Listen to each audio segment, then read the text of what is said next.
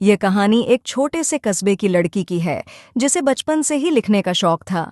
जब वह केवल 6 साल की थी, उसने अपनी पहली कहानी लिखी, जो एक खरगोश के बारे में थी। उसने इस कहानी को अपनी माँ को सुनाया। उसकी माँ ने इसे बहुत पसंद किया और उसकी कोशिशों की सराहना की। उन्होंने उसे और लिखने के लिए प्रोत्साहित किया। स्कूल में वह बहुत शर्मीली थी और अक्सर कल्पनाओं की दुनिया में खोई रहती थी। वह हमेशा अपनी नोटबुक में कुछ न कुछ लिखती रहती। जब वह किशोरावस्था में थी तो उसकी दादी का देहांत हो गया। वह अपनी दादी के बहुत करीब थी। दादी की मौत से वह बेहद दुखी हुई। इसके बाद उसका जीवन और भी कठिन हो गया। उसके पिता के साथ उसके संबंध बिगड़ गए और उसकी माँ गंभीर रूप से बीमार हो गईं। उसकी माँ को एक मस्तिष्क रोग हो गया था जो दिन ब दिन बिगड़ता गया। अपनी माँ की बीमारी से वह बेहद टूट गई। जल्दी ही उसकी माँ का देहांत हो गया। अपनी माँ को खोने का दुख उसके लिए एक गहरा आघात था।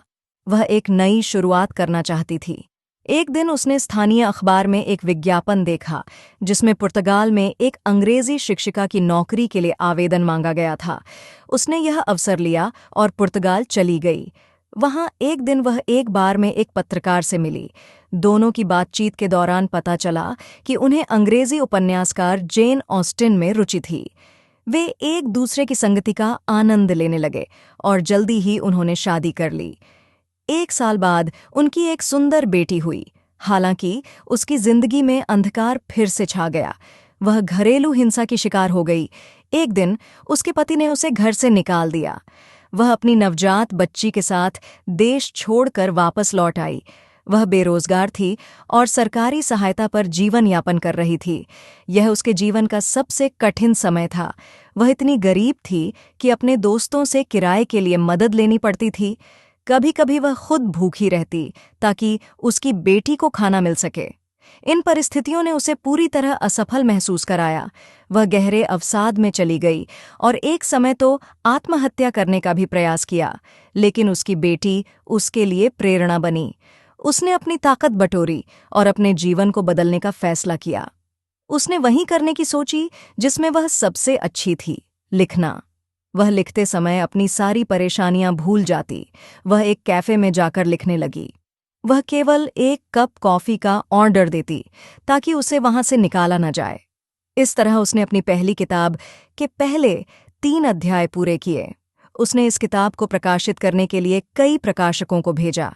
12 अलग-अलग प्रकाशकों ने उसकी किताब को अस्वीकार कर दिया।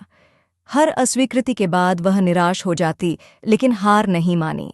अंततः ब्लूम्सबेरी पब्लिशिंग कंपनी के एक संपादक ने उसकी कहानी पढ़ी। संपादक की 8 साल की बेटी ने कहानी के शुरुआती अध्याय पढ़े और पूरी किताब पढ़ने की जिद की। इसने संपादक को किताब प्रकाशित करने के लिए मना लिया। 1997 में 31 साल की उम्र में उसकी पहली किताब Harry Potter and the philosopher's stone प्रकाशित हुई। ये केवल 1000 प्रतियों के शुरुआती प्रिंट रन के साथ छपी, लेकिन कहानी पाठकों को इतनी पसंद आई कि किताब की मांग तेजी से बढ़ने लगी।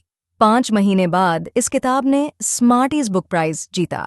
जल्द ही J.K. रोलिंग एक बेरोजगार, निराश सिंगल मदर से दुनिया की सबसे सफल लेखिकाओं में से एक बन गईं।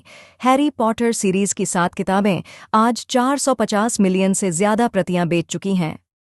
इन पर आधारित फिल्म फ्रेंचाइज ने बॉक्स ऑफिस पर $7.7 बिलियन से ज्यादा की कमाई की है। 2004 में फोर्ब्स पत्रिका ने J.K. रोलिंग को किताबें लिखकर अरबपति बनने वाली पहली शख्सियत घोषित किया। रोलिंग ने अपने जीवन के कठिन समय को अपनी ताकत बनाया और दिखाया कि असफलताएं ही इंसान को मजबूत बनाती हैं। उनका कहना है, अगर आपके सपने हैं और आप बार बार असफल हो रहे हैं, तो हार मत मानिए। असफलताएं आपके लिए एक नींव बन सकती हैं, न कि आपकी यात्रा का अंत। उनकी यह कहानी साबित करती है कि कठिन परिश्रम और धैर्य से कोई भी सपना साकार किया जा सकता है।